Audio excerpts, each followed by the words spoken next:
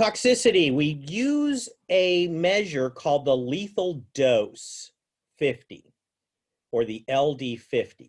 And that literally means the dose of the toxicant or the poisonous material, the toxic material, that will kill 50% of the test organisms. So a lot of people wouldn't want to be in that business of testing LD50s because you need to expose test animals in a laboratory to this material and figure out how much does it take before 50% of them die. Not exactly a friendly job description, not something I would want to be involved in.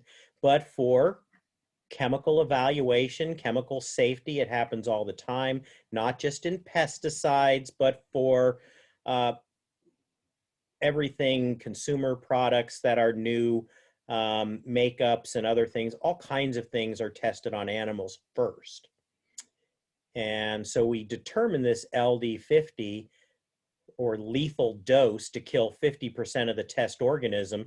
And depending on the organism, it's then reported as some sort of a milligrams of toxicant.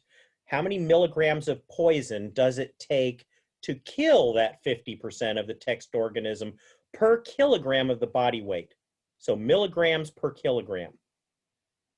Really important concept, which means the smaller the LD50, the more potent it is. If I've got an LD50 of 1, that means 1 milligram per kilogram of body weight will kill you. That's really toxic. Smaller the number, the higher the toxicity. But it's not just about the LD. There are oral LD. How much has to go into your mouth and swallowed, either through drinking or eating. There's dermal. How much on your skin? Because chemicals are absorbed through the skin. What is the dermal level on your skin that will kill you? And if it's a powder, a vapor rather, a gas, or some kind of a dust applied material, what is the lethal concentration inhaled? Now here it's an LC because it's not a dose, it's a concentration. So for example, if I released a gas into my bedroom, the bedroom, it's not that big, and so it would take much less gas to fill this room up with a poison to kill me than it would to fill up the classroom at Hartnell. The classroom at Hartnell is way bigger, and it would take way more to fill up that room. So there isn't a dose, but what's the concentration level? How concentrated is it in my atmosphere that I'm breathing? So for gases, lethal concentration is used rather than lethal dose. Now there's the toxicity signal words for the oral LD50. The guidelines are simple. You can look up the dermal LD50s and the LC50s as well, how they're defined. But you consider something to be highly toxic, and the signal word is danger, with the additional word that was added, I think, in the 80s, of poison, along with the skull and crossbones symbol. You need all of this on the highly toxic materials. Anything 50 or less, 50 milligrams per kilogram or less, is considered highly toxic. You want to tend to avoid these. You need special training and handling procedures. These are the nasties. Moderately toxic chemicals need the label warning. You still need special training, but warning is not quite as highly toxic and has slightly less restrictive rules in its use. That's in the range of 50 to 500 milligrams per kilogram of body weight. And slightly toxic to relatively non-toxic is the signal word caution. So you should know these signal words: danger, poison with the skull and crossbones, warning for moderately toxic, and the lowest level, caution, slightly to relatively non-toxic. And with relatively non-toxic, I mean, 500 milligrams, that's 5 grams per kilogram. And, you figure somebody who's 50 kilograms, you'd have to eat a lot. You'd have to sit down to an entire plate of this stuff to potentially kill you. I'm not recommending it. I'm just saying that's why they're considered relatively non-toxic. As far as the dermal toxicity is concerned, there's relative absorption rates based on where it is exposed in your body. So some things have very low absorption rates, like the palm of your hand, your forearm, and the ball of your foot. They do absorb, but those have relatively low levels. Your stomach isn't very high either. It gets much higher on your head, scalp, forehead, and ears, and really high in the genital area. And there are a number of factors in terms of the pores of the skin and the blood flow. The more pores, the more blood flow, the more absorption through the skin is possible. So this is important to know in terms of keeping yourself safe, utilizing proper safety procedures, wearing proper personal protective equipment, etc. What about personal protective equipment, the PPE? You know, the basic PPE, coverall, boots, gloves, some sort of face protection, either a half face mask or a full gas mask if you need breathing protection, which sometimes you do, sometimes you don't. It depends on the chemical. You always need eye protection. And what is never PPE? It is never PPE to have a dust mask. Dust masks are not considered PPE. And I was actually given a minor warning once because one of the employees in my department had dust masks that they kept in their PPE locker because they had allergies. So when they weren't in full PPE, they would still on some days wear the dust mask because of allergies. And I was told, nope, he can wear them, but he has to keep them in the break room or somewhere else. You cannot store the dust mask next to PPE because that could be misleading. Dust masks are not PPE, at least in agriculture for pesticide use. You could consider a dust mask PPE if you're working in a wood shop. Proper use of pesticides. Certainly pesticides are part of an overall pest management program.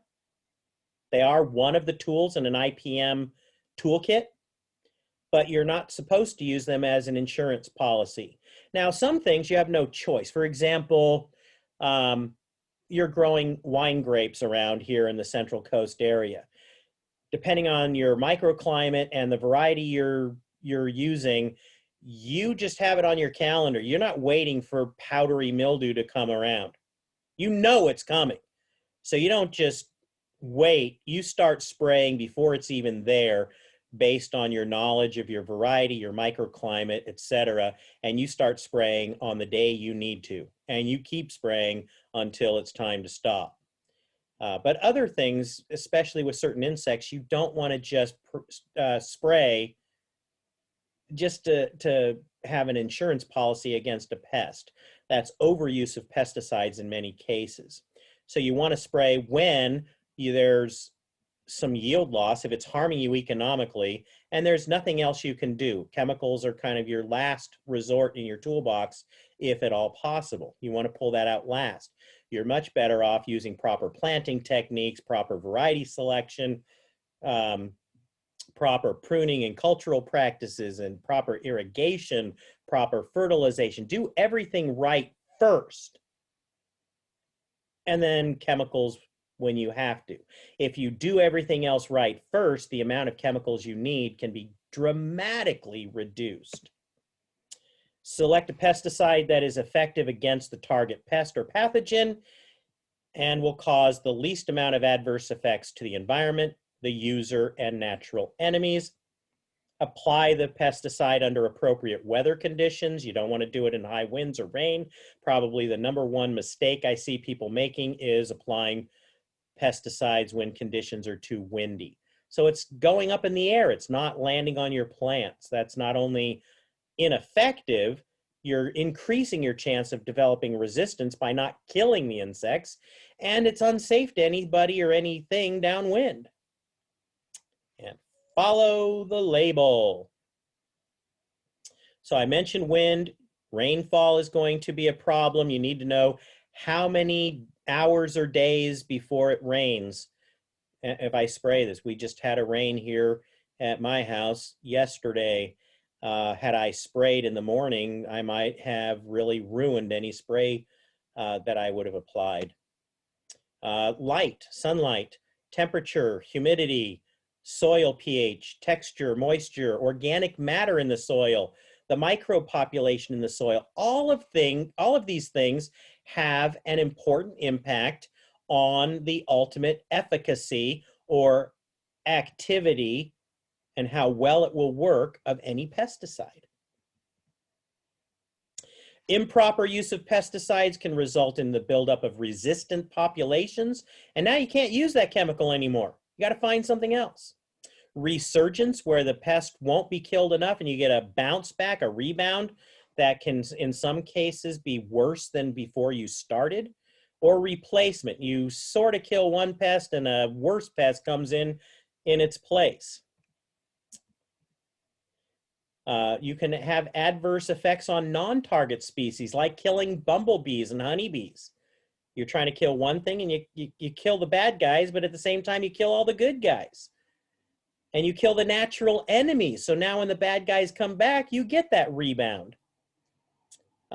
Environmental problems and biomagnification. You contaminate rivers, you kill fish, you cause DDT to build up in the tissues of the songbirds. That's biomagnification, where the pesticide builds up over time. And other pesticides do have biomagnification potential. So you spray it, it gets into the insects are eaten by birds or fish or other things, and some pesticides are stored in the fatty tissue. They get increased levels of toxins, and now the small fish are eaten by the bigger fish, and you get even more concentrated in the bigger fish, etc. Health problems. We're talking about workers here, not so much the consumer. It is possible, and there are some stories, but I can't think of a recent story, can't think of anything in the last 20 years that has been a significant health problem for consumers. It's the workers that I'm worried about, not the people buying the produce at the grocery store. It's the people who have to handle these pesticides every day and spray them every day. They're the ones I'm worried about. And that is it for IPM.